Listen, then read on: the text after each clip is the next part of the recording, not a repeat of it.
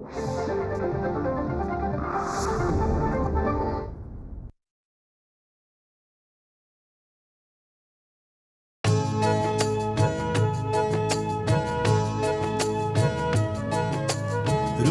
स्पंदन ठेवून नाती नूतन नित्य गुंफते ती.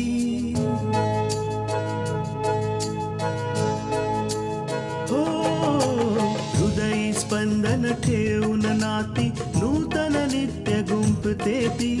अंगणाची किरणे होऊन घरटे स्वर्णिम करते ती.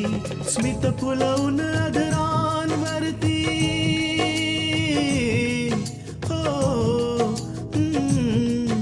स्मित फुलवून अधरांवरती वेदनेत सुख देते ती. लेक वहिनी आई होऊन जीवन आभा होते ती. सुकन्या सुकन्या सुकन्या आमच्या कन्या. या घरात मला काही स्थानच नाहीये. नाही अपूर्व, असं बिलकुल नाहीये. पूजाच्या वडिलांच्या मृत्यूबद्दल जेव्हा कळलं तेव्हा तू तिला असं का जाणून देत होतीस की तिच्या वडिलांचा मृत्यू तिच्यामुळे झालाय? पूजाने हे काय केलं? पूजा पहिल्यापासून अशीच होती आई. ना तिला नाती जपता येतात ना मोठ्यांचा मान ठेवता येतो. बरं झालं ताई तुमच्याशी बोलले मी. माझं मन पण थोडंसं हलकं झालं. आम्ही तुम्हाला फोन करत राहू ताई, आणि तुम्ही बिलकुल चिंता करू नका. माझ्या पापांपासून माझी मुक्ती होणं एवढं सोपं नव्हतं. तृष्णा, जेवण. आई, कल्याणी, चल जेवून घे बरं. नाही उमा, मला भूक नाहीये. तुम्ही सगळे जेवून घ्या. आंटीजी, जेवून घ्या. जर तुम्ही नाही जेवलात तर आम्ही सगळे पण नाही जेवणार.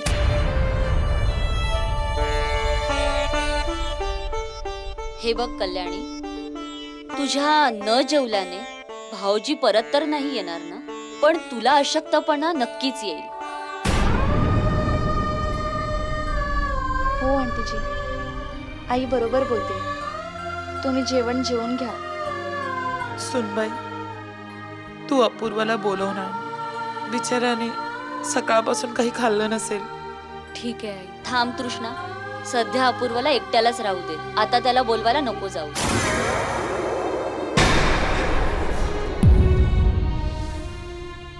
हे बघ कल्याणी, अपूर्वाचं पूजाच्या बोलण्याने त्याचं मन दुखावलंय आणि तिच्यावर रागावला पण आहे.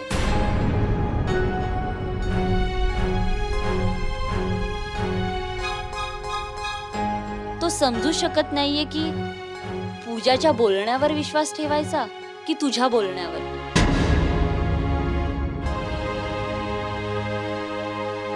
त्याला थोड्या वेळासाठी एकटं राहू द्या, हेच बरं आहे.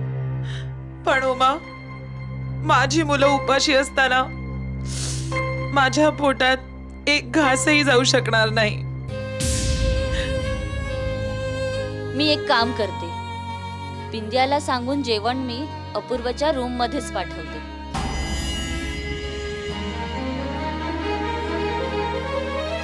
बघते मी कसं जेवत नाही ते. नाही जेवला तर बळजबरीने खाऊ घालेन मी. कृष्णा, तू कल्याणीला जेवू घाल, नाहीतर ती तशीच बसून राहील. चल बिंदिया. हो आई.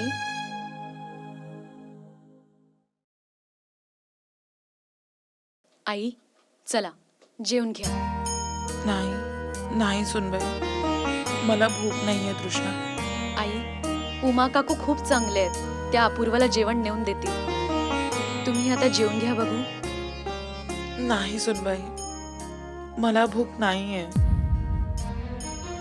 मला इच्छाही नाहीये खायची. मी नंतर खाऊन घेईन. असं नाही, थांबा, मी तुम्हाला स्वतःच्या हाताने जेवण भरवते.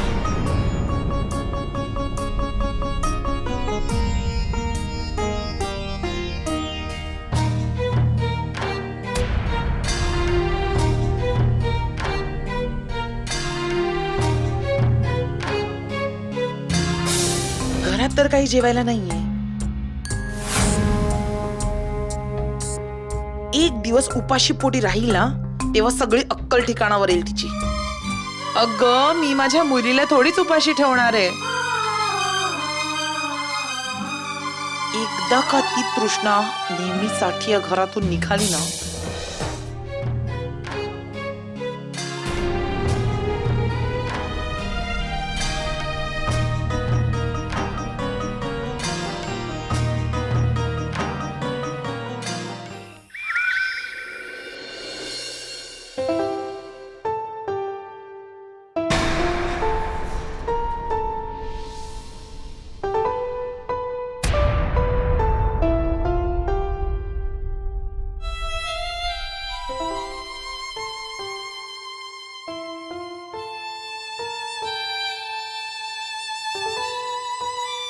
विशाल,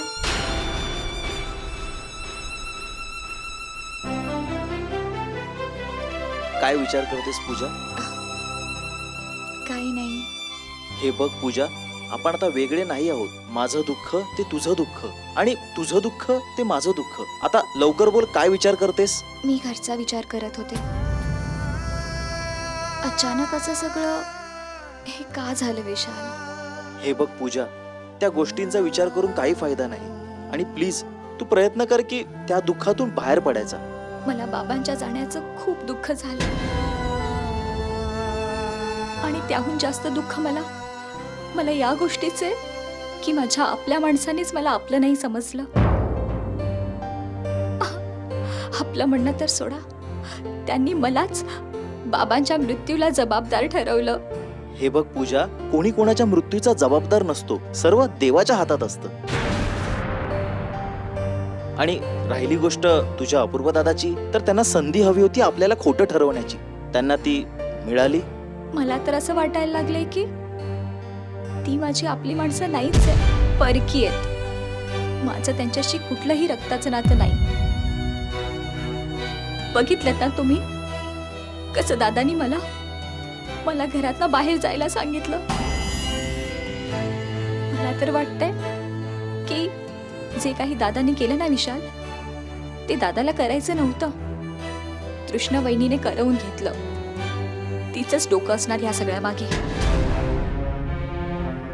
पण विशाल, मी बहिणीला या बाबतीत कधीच माफ नाही करणार. कधीच नाही.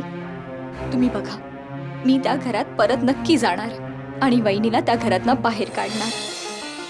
हे बघ पूजा, तुला जसं हवंय तसं होईल. मी प्रत्येक वेळी तुझ्या बरोबर आहे.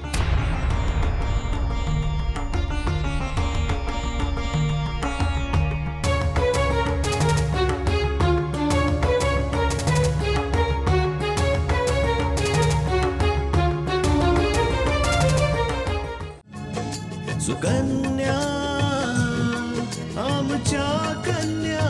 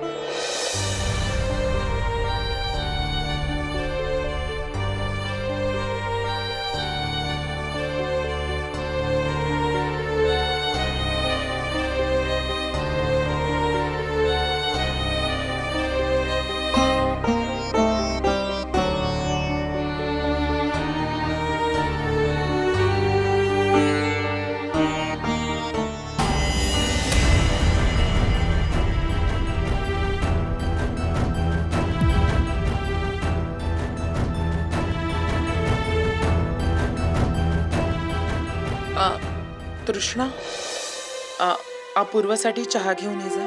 त्याची काहीच गरज नाही. मी उमा आंटीला सांगितलं, ते माझ्यासाठी चहा आणि नाश्त्याची सोय करतील. अपूर्व, मला तुझ्याशी थोडं बोलायचं होतं. पण आता मला तुझ्याशी काहीच बोलायचं नाही. तू इतका निष्ठुर झालायस हा, की आपल्या आईचं बोलणंही ऐकायचं नाही तुला? आई, कुठली गोष्ट ऐकू तुझी? हं? एवढं मोठं सत्य तर माझ्यापासून लपवलंच. आता काय सांगायचंय तुला? अपूर्वा, एकदा आईचं बोलणं तरी ऐकून घ्या. त्यांना तुम्हाला काही सांगायचंय. कृष्ण, मी एकदा सांगितलं ना की मला यांचं काहीच ऐकायचं नाहीये म्हणून. आणि तृष्णा, तू पण माझ्यापासून सगळं काही लपवलंस. काहीच खरं नाही सांगितलंस तू मला, आणि आज तू हिची बाजू घेतेस, हिचं म्हणणं ऐकून घ्यायला लावतेस. अपूर्व, तृष्णाला काहीच बोलायची गरज नाही. जे काही बोलायचंय ते मला बोल. काय बोलू मी तुझ्याशी? तू काय बोलायचं बाकी ठेवलंयस तर सांगू ना. आई, तुझ्याशी बोलताना तर मला आता असं वाटतंय की मी एका अनोळख्या व्यक्तीशी बोलतोय.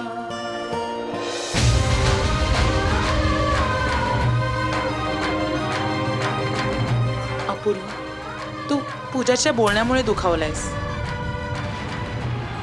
आणि पूजाने हे सगळं यासाठीच केलं कारण तिला तृष्णा आवडत नाही. हाय, मी तिच्या नाही आता तुझ्या गोष्टींना कंटाळत चाललोय.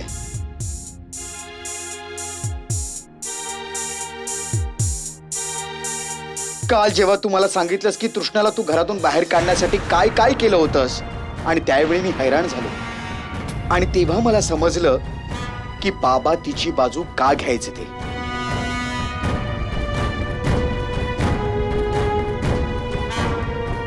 आई, तेव्हा मला समजलं की बाबा घर सोडून का निघून गेले होते. मला मान्य आहे की माझी खूप मोठी चूक झालीये आणि यासाठी मी तृष्णाची माफीही मागितलीये. ठीक आहे आई, कृष्णाने तर तुला माफ केलं, पण माझ्या बाबांचं काय? कशी मागणारच त्यांच्या समोर माफी? सांग ना मला, कशी मागणारच तू बाबांकडे? नाही आई, बाबा गेले.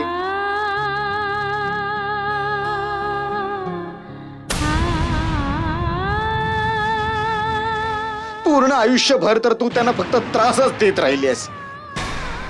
त्यांचा कधी सन्मान पण नाही केलास तू. हे तर सगळं ठीक होतं, यावर तर तू कुरिअरवाल्याचं त्या नाटक केलंस. बस करा अपूर्वा. मला तर वाटतंय की त्या कुरिअरवाल्या गोष्टींचाच बाबांना खूप त्रास झाला, आणि म्हणूनच बाबा आपल्यातून निघून गेले.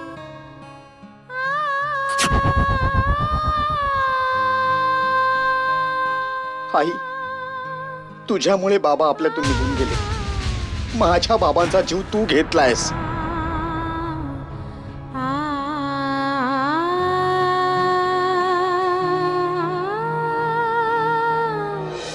अपूर्व,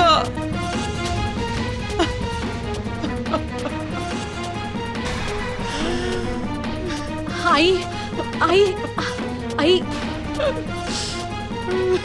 असं वाटतंय नवऱ्याबरोबर मी माझ्या मुलाला देखील गमावून बसले. तृष्णा, नाही आई.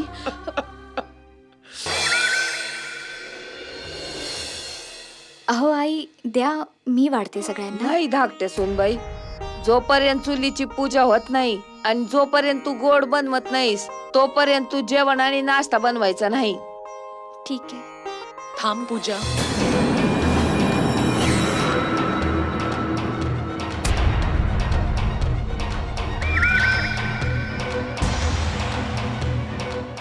या घरातल्या सुना सगळ्यांबरोबर नाश्ता नाही करत, नंतर करतात. आज जमाना बदललाय. हा, आजकालच्या बायका तर पुरुषांबरोबर फिरतात, बोलतात. आणि पूजा, तुला जर इथं बसून खायचं असेल तर तू खाऊ शकते. काय दिनू? आई, तुला तर माहितीये की आमच्यासाठी जशी आमची रागिनी आहे तशीच आमची सून पूजा पण आहे.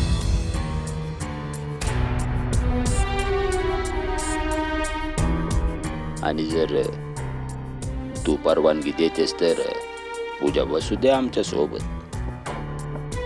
आजी, जर काळ इतकाच बदललाय तर हा नियम आईलाही लागू व्हायला हवा ना.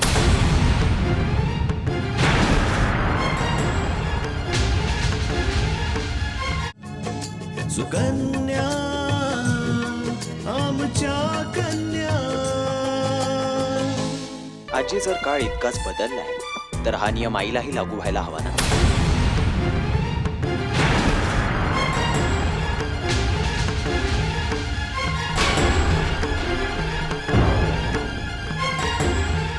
आईनेही आपल्यासोबत बसून जेवायला हवं.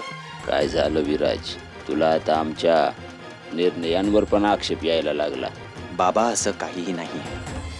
माझं म्हणणं फक्त एवढंच आहे की घरात कोणताही नियम झालाय तर तो सगळ्यांना समान असावा.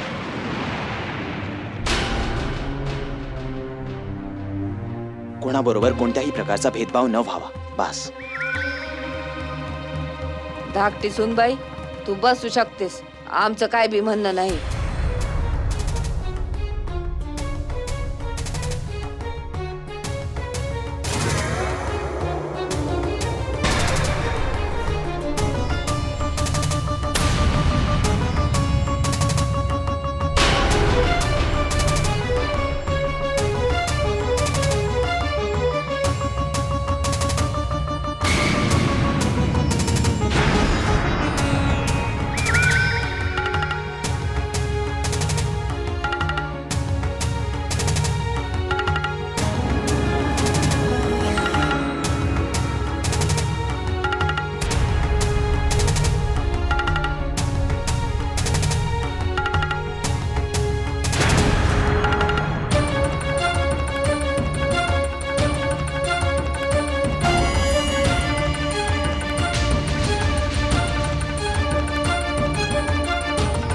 विराज,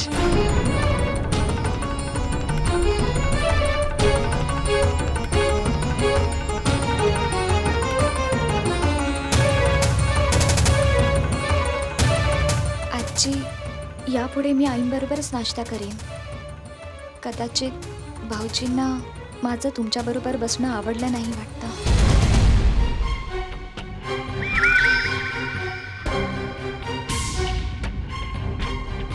माझी इच्छा नाहीये की एवढ्याशा गोष्टीवरनं घरात उगाचच भांडणं व्हावी.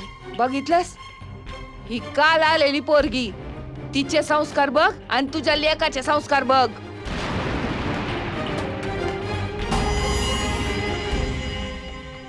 मध्येच ताटावरून उठून चालू पडलाय. काय मोठ्यांचा आदर नाही.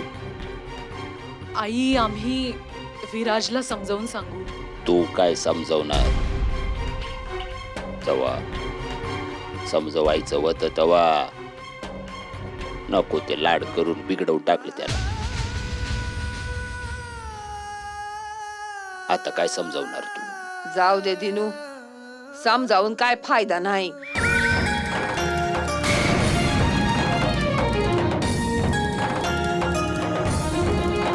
धाकट्या सुनबाई, तुझे विचार लय मोठे आहेत. आम्हाला वाटतंय हे घर ना तू लय छान सांभाळशील. ह्या घरात मला मानाने जगण्याची ही पहिली पायरी आहे. आई, तुम्ही बघतच बसा कशी मी सगळ्यांच्या मनात जागा बनवते. सुकन्या आमच्या कन्या.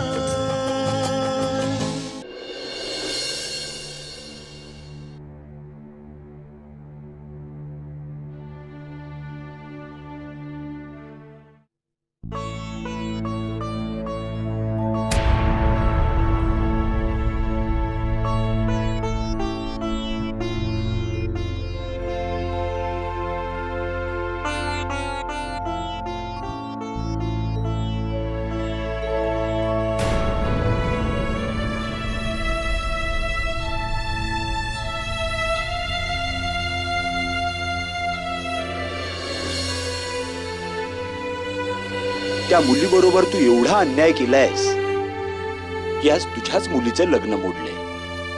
तुम्ही आईशी नाही, माझ्या बरोबर बोला, माझ्या बरोबर.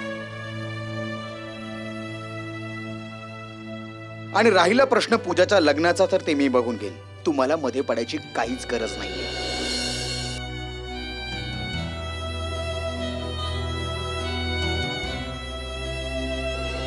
तू तिला घटस्फोटाचे कागदपत्र पाठवलेस. एकदाही हा विचार नाही केलास की तिच्या मनावर काय परिणाम होईल? बाबा, तिला आपल्या घराची जर पर्वा असती ना तर ती ह्या घरात चोरी करण्याच्या आधी 10 वेळा विचार करत बसली असती.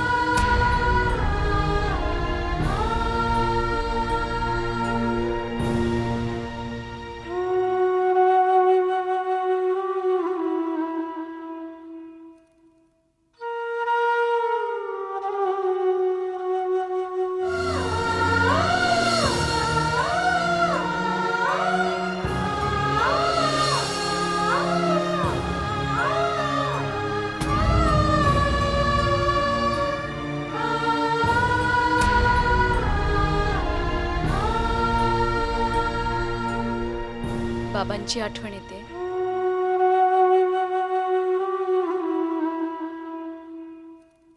कृष्ण, आता आठवणींशिवाय माझ्याकडे आता उरलंयच काय? सगळं काही संपलंय कृष्ण.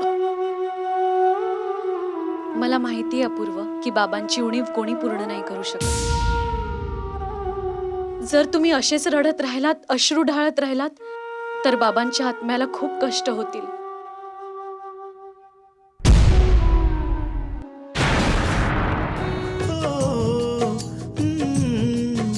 स्मित फुलवून आदरांवरती वेदनेत सुख देते ती लेक वहिनी आई होऊन जीवन आभा होते ती.